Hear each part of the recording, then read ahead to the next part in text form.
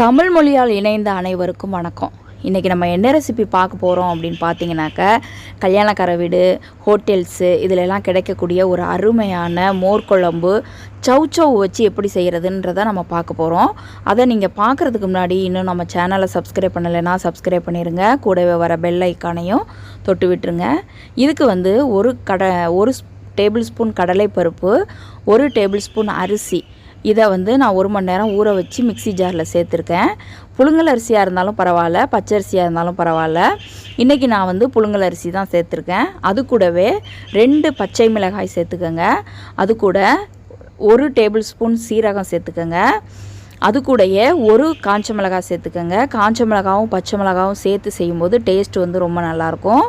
அது கூட கொஞ்சமாக தேங்காய், அந்த பின்னாடி உள்ள ப்ரௌன் கலரை எடுத்துட்டு தேங்காய் சேர்த்துக்கோங்க. அது கூடவே இஞ்சி 1 துண்டு சேர்த்துக்கோங்க. இஞ்சி வீடியோவில் மிஸ் ஆகிட்டு அதை சேர்த்துக்கோங்க. இப்போ சௌச்சௌவை தோலை எடுத்துட்டு கொஞ்சம் ஸ்கொயர் டைப்பில் வெட்டி கொஞ்சமாக உப்பு போட்டு தண்ணியில் வேக வச்சு தனியாக எடுத்து வச்சுக்குவோம்.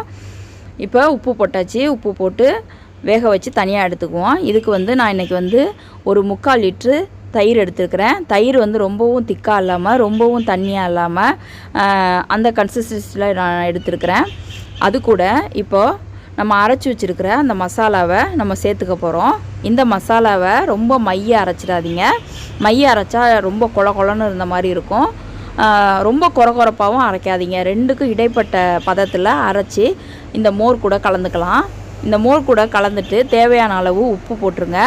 உப்பும் போட்டுட்டு நம்ம மஞ்சத்தூள் சேர்த்துக்கலாம். இது கூட நீங்கள் சௌச்சௌ மட்டும் சேர்க்கணுன்னு இல்லை, பூசணிக்காய் சேர்க்கலாம், சுரக்காய் கூட சேர்க்கலாம்.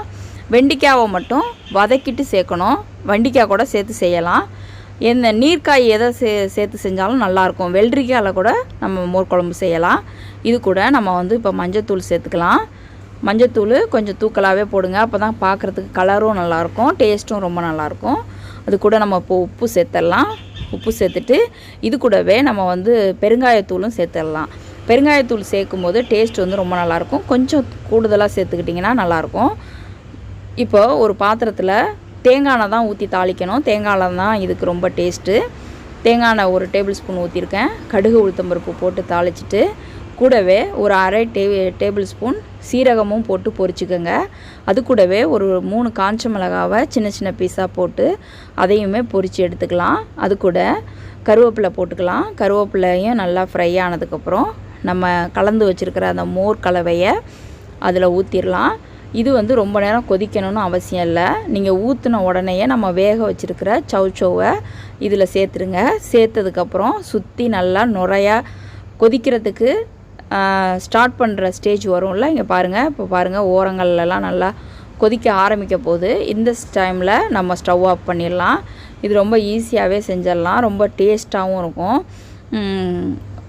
கண்டிப்பாக இதை மாதிரி ட்ரை பண்ணி பாருங்கள். இந்த மோர் சில பேர் புளிப்பாக எடுத்துக்குவாங்க, சில பேர் புளிப்பு இல்லாமல் எடுத்துக்குவாங்க. இது உங்களோட சாய்ஸ் தான். உங்களுக்கு புளிச்ச மோரில் செய்யணுன்னா புளிச்ச மோரில் செய்யுங்க. புளிப்பு பிடிக்காது அப்படின்னா புது தயிரில் செய்யுங்க. அதே மாதிரி கொழப்பு தன்மையும் நமக்கு சில பேருக்கு ரொம்ப திக்காக இருந்தால் பிடிக்கும், சில பேருக்கு தண்ணியாக இருந்தால் பிடிக்கும். இது ரெண்டுமே உங்களோட சாய்ஸு.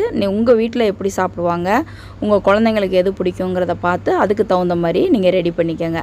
கண்டிப்பாக இந்த ரெசிபியை செஞ்சு பாருங்கள். நம்ம சேனலை சப்ஸ்கிரைப் பண்ணுங்கள், உங்கள் ஃப்ரெண்ட்ஸோட ஷேர் பண்ணுங்கள். தேங்க்யூ.